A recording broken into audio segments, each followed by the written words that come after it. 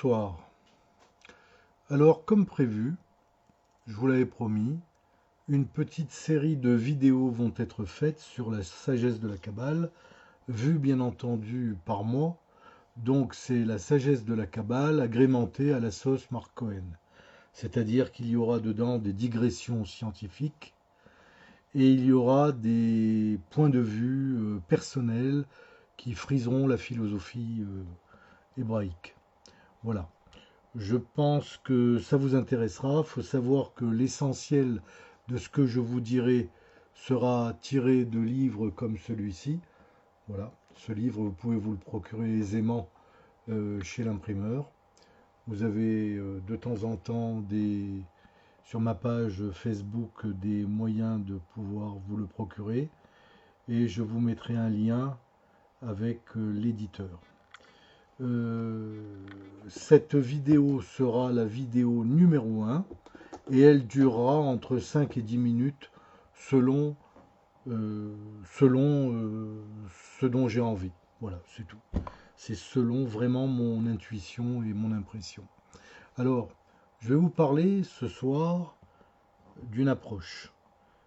La différence entre la matière kabbalistique et la sagesse de la Kabbale, c'est que la sagesse de la Kabbale a été tirée, elle est tirée bien entendu du corpus zoharique, euh, attribué évidemment le Sefer HaZohar attribué à Rabbi Shimeon Bar Yochai, tout à fait au début de l'ère vulgaire, c'est-à-dire euh, l'avènement de l'ère chrétienne. Et cet aspect des choses euh, a été narré,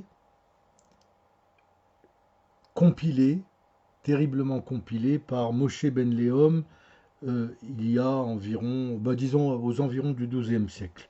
Donc je ne vais pas trop rentrer dans l'histoire, c'est pas très intéressant et ça relève plutôt d'un discours académique. Ce que l'on peut dire, c'est que Rabbi Shimon Bar Yochai a probablement eu un Gilgul en le Hari, c'est-à-dire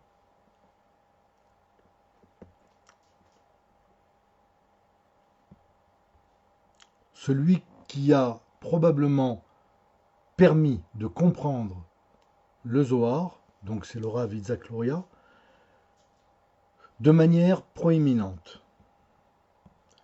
Le Hari n'a jamais rien écrit. C'est son élève, le Rav Chaim Vital, qui écrivait et qui compilait. Il était son élève et son disciple. Il a notamment écrit le Sefer HaGilgulim, les portes de la réincarnation, et à partir de là, tous les écrits sur le Chetz HaChaim, l'arbre de vie, ont été tirés. Il est très intéressant de comprendre que ce que a pu faire le Hari, donc le Rav Isaac Luria,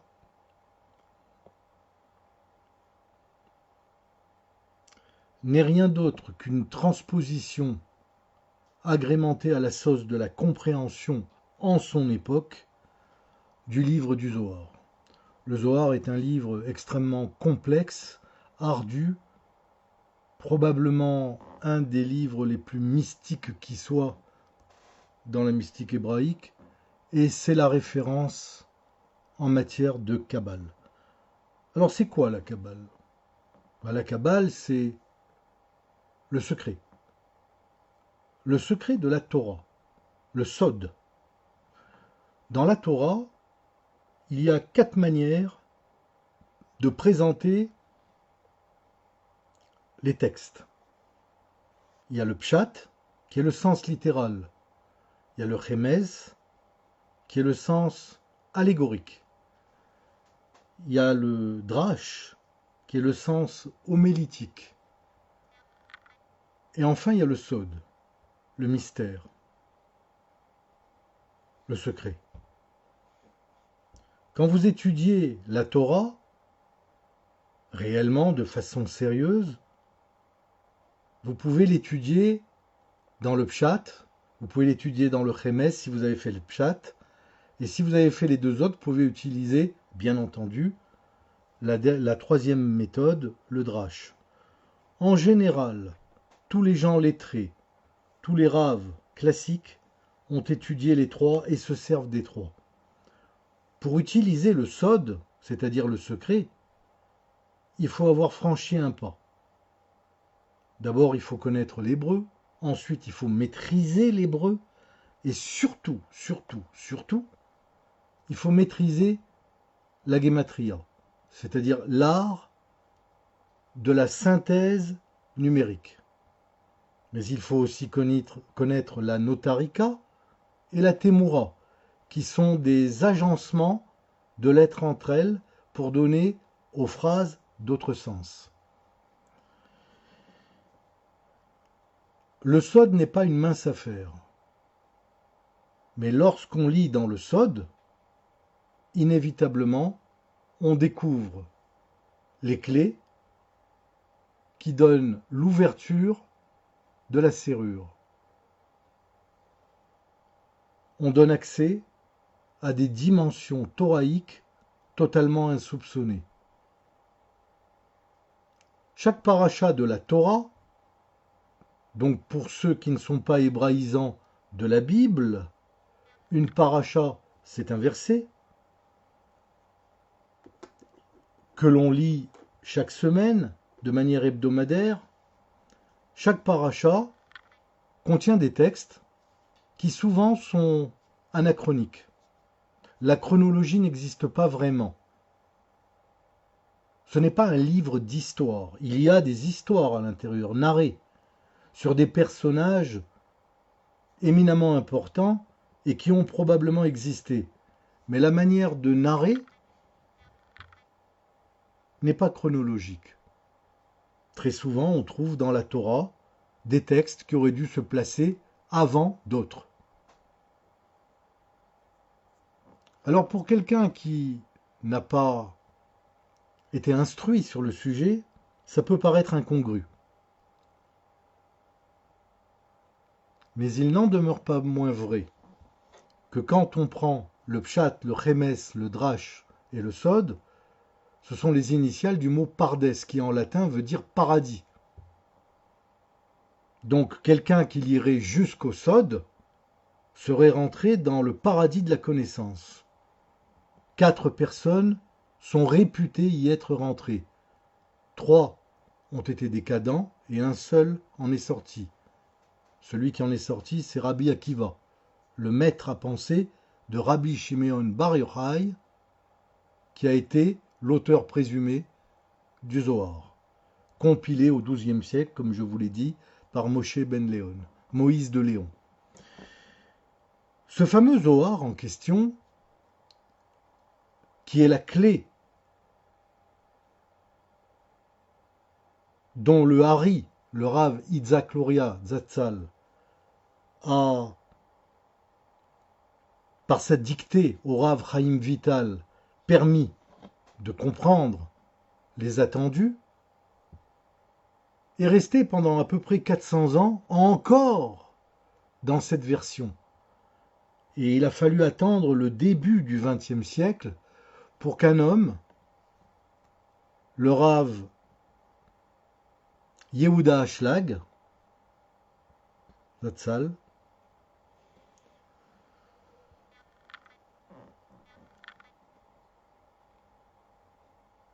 en décode encore les méthodes et permettent certains accès.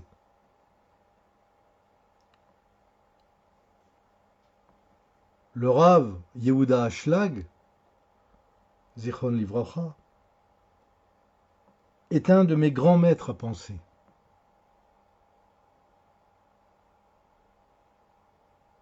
Il est vraiment le précurseur de ce que l'on a appelé plus tard la sagesse de la Kabbale.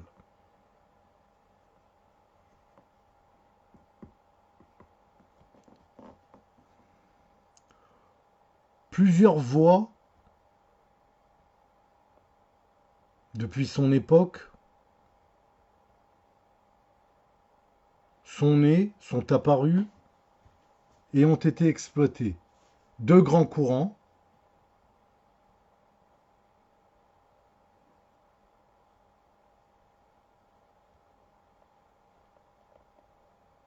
et certains autres courants plus mineurs. Pour ma part, je n'utilise aucun des courants. Je suis enseigné à peu près sur tout ce qui concerne les travaux du Rav Yitzhak Luria et les travaux, bien entendu, du Rav Yehuda Ashlag. Donc, tout ce que je vais vous narrer est inspiré, bien entendu, du Rav Yehuda Ashlag, revu et corrigé. Alors, je n'ai aucune prétention de connaissance autre que celle que l'on m'a enseignée. Je n'ai pas pour vocation de dire autre chose que ce que je pense, en espérant ne commettre aucune erreur et surtout pas celle d'induire l'auditeur dans l'erreur.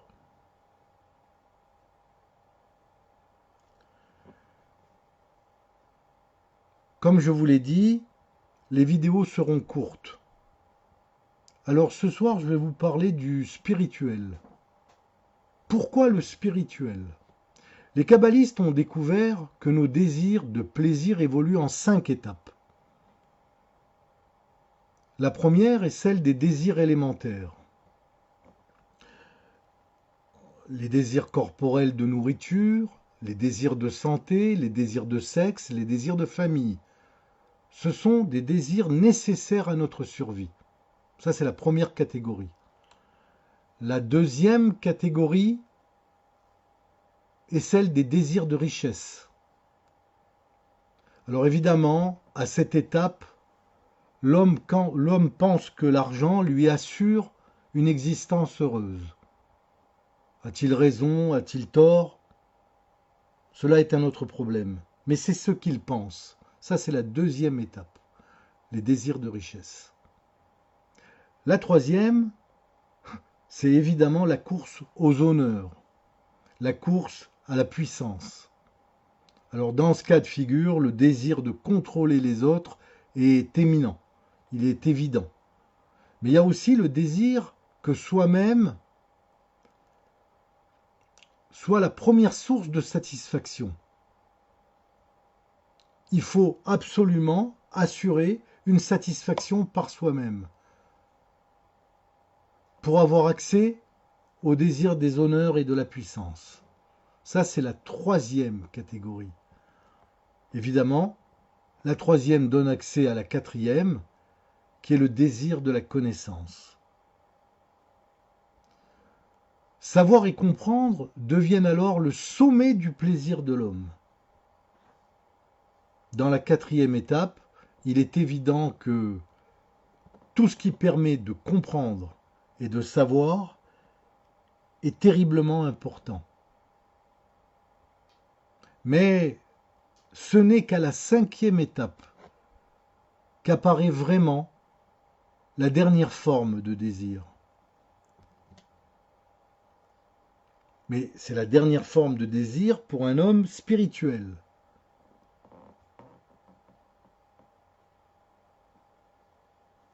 C'est un désir où nous sommes alors attirés par quelque chose d'inconnu, qui évidemment est au-dessus de nous. Alors là, bien entendu, nous sentons que se lier à cette chose inconnue peut nous apporter de plus grandes joies et des joies durables, où nous recherchons les moyens de parvenir à cette chose, à ce lien. Voilà. Donc, ces 5 formes de désir représentent vraiment, vraiment les attributs de l'homme dans le sens recevoir. Donc, s'il y a 5 désirs, il y a 5 façons de recevoir. Alors, bien entendu,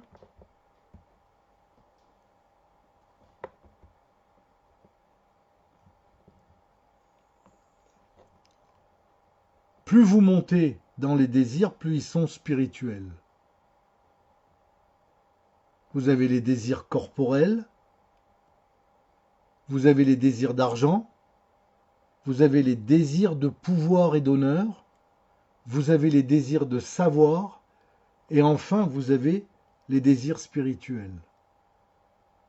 Donc c'est une ascension droite qui démarre à zéro par le corporel, on est vraiment un animal, et on termine vraiment comme un homme dont la spiritualité tend au maximum.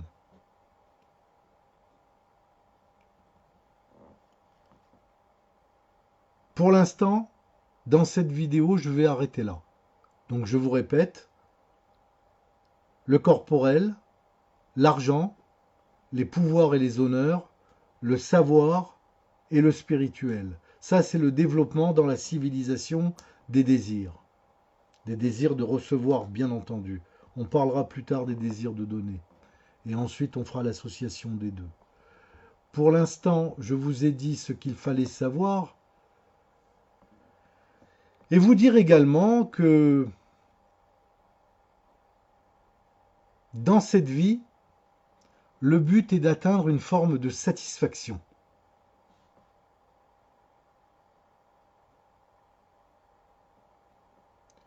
Le spirituel représente la compréhension de la racine de l'existence. C'est un désir très élevé. Il est probablement un des désirs les plus élevés qui soient. C'est un désir beaucoup plus élevé que le désir de recevoir seul. Il permet une relation de qualité avec notre âme. Curieusement, malgré la turpitude de ce monde, il apparaît de plus en plus dans l'humanité. Voilà.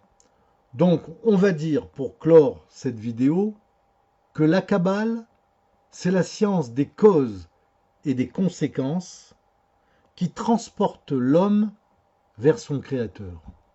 Cette phrase n'est pas de moi, elle est du Rav Yehuda Ashlag, que l'on appelait à juste titre, me semble-t-il, le Baal Hasulam, c'est-à-dire le maître de l'échelle.